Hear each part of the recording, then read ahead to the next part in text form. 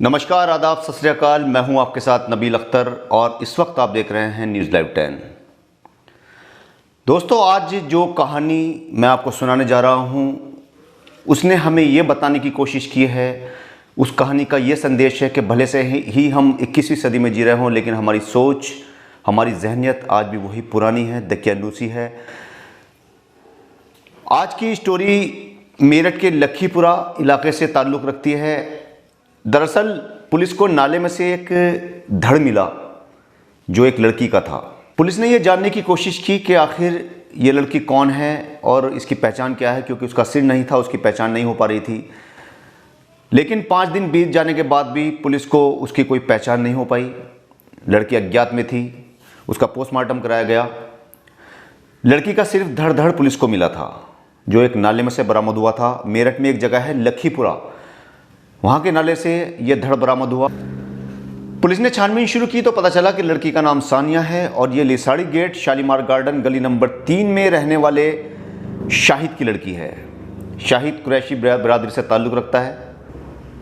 Police ने यह पता तो लगा लिया था कि लड़की कौन है, लेकिन लड़की की कत्ल की क्या वजह है, उसकी लाश लखीपुरा में कैसे पहुंची, उसका सिर कहाँ है, ये बहुत सारे सवाल पुलिस के सामने थे, जिसकी छानबीन पुलिस कर रही थी। लेकिन पुलिस को शक था कि ये इसके परिवार का ही काम है, लेकिन पुलिस के हाथ कोई सबूत नहीं था, कोई प्रूफ पुलिस के पास नहीं था जो पुलिस सीधे तौर पर ये कह सके कि इसका जो लड़की है सानिया, इसका जो कत्ल किया है वो उसके बाप ने किया है।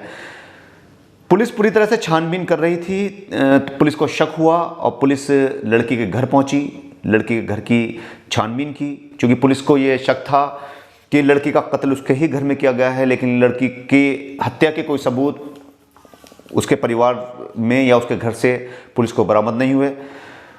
क्राइम ब्रांच की टीम एक दिन सानिया के घर पहुंची और शाहिद से कहा कि उनके घर की एक बार फिर से चेकिंग करना चाहते हैं, तलाशी लेना चाहते हैं। शाहिद तैयार हो गया और पुलिस अंदर गई। फर्श पर कहीं भी किसी तरह के खून के निशान नहीं थे, दीवारें साफ सुथरी थी। लेकिन चूंकि क्राइम ब्रांच इसकी जांच कर रही थी तो क्राइम ब्रांच को शक हुआ कि हो ना हो दाल में कुछ ना कुछ काला तो ज़रूर है, जिसके चलते क्राइम ब्रांच ने जो घर की नाली का पानी था उसका सैंपल भरा और उसको लैब में भेजा, तो उसके अंदर से खून के ट्रेस बरामद हुए। और फिर जिसके बाद ये पक्की बात हो गई कि इसका कत्ल, सानिया का कत्ल उसके ही घर में किया गया है। पुलिस ने शाहिद को हिरासत में लिया और सख्ती के साथ उससे पूछताछ की तो शाहिद ने सब कुछ उगल दिया। शाहिद ने जो बात पुलिस को बताई उसके अकॉर्डिंग सानिया वसीम से प्यार करती थी। वसीम सैफी बिरादरी से ताल्लुक़ रखता था और सानिया जो थी वो कुरैशी थी, कसाई बिरादरी जिसे कहते हैं, उससे ताल्लुक़ रखती थी।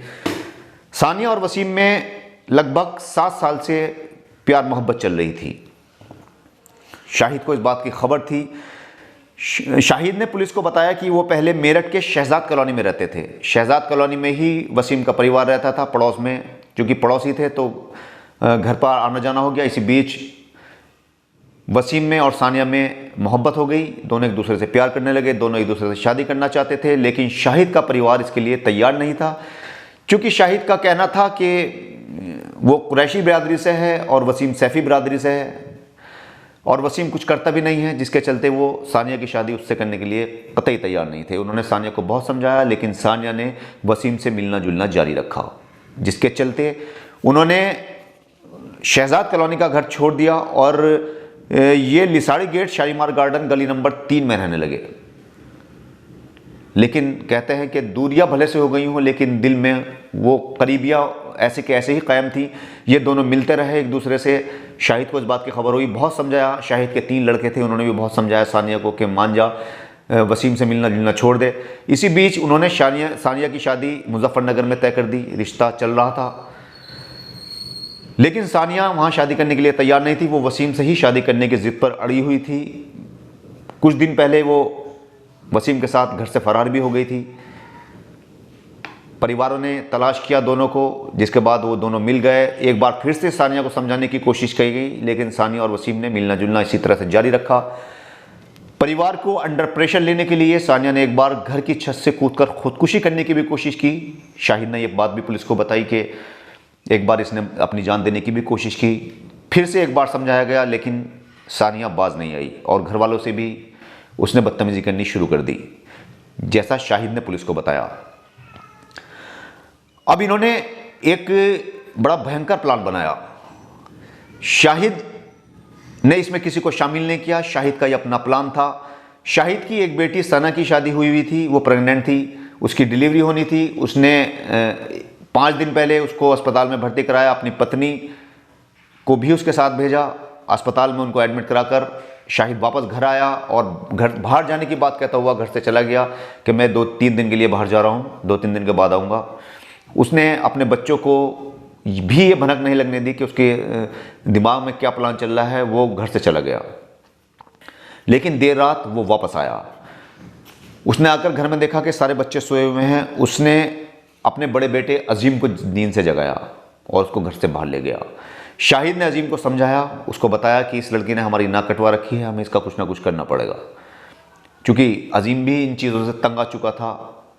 पूरे मोहल्ले में ये लोग बदनाम हो चुके थे, रिश्तेदारी में ये बात फैल चुकी थी कि सानिया और वसीम का अफेयर चल रहा है, जिसके चलते इन्होंने उसको जान से मारने की स्कीम बनाई।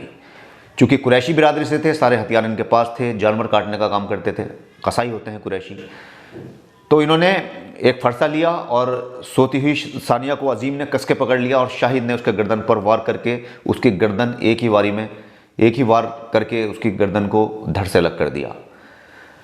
अब इनके सामने सबसे बड़ी समस्या यह थी कि आखिर लाश को ठिकाने लगाया कैसे जाए। इसमें भी शाहिद ने हिम्मत की और उसने आधी रात को ही सानिया का धड़ साइकिल पर पीछे रखा और सानिया के सर को एक थैले में रखकर ये सीधा मेरठ के लखीमपुरा पहुंचा और वहां के नाले में उसके धड़ को फेंक दिया।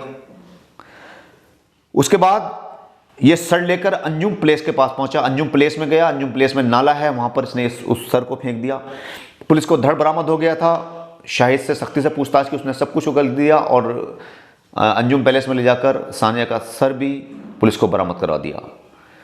पुलिस ने बाप शाहिद, भाई अजीम और माँ को जेल भेज दिया है, क्योंकि पुलिस का कहना है कि इस पूरे हत्याकांड में, इस पूरी स्कीम में उसकी माँ भी शामिल रही है। तीनों को जेल भेज दिया गया है और इस तरह से एक खूबसूरत जवान मासूम लड़की जिसका नाम सानिया था, उसको सिर्फ मूंछ और बिरादरीवाद के चलते मौत के घाट उतार दिया गया और एक हंसती खेलती ज़िंदगी को पनपने से पहले ही बर्बाद कर दिया गया। जल्दी ही आपसे फिर मुलाकात होगी एक नई क्राइम स्टोरी के साथ। दुआ कीजिए कि आपके आसपास सब कुछ सकुशल रहे, सब सेफ रहें, सब सुरक्षित रहें। तब तक अपना ख्याल रखिए। खुदा हाफिज़।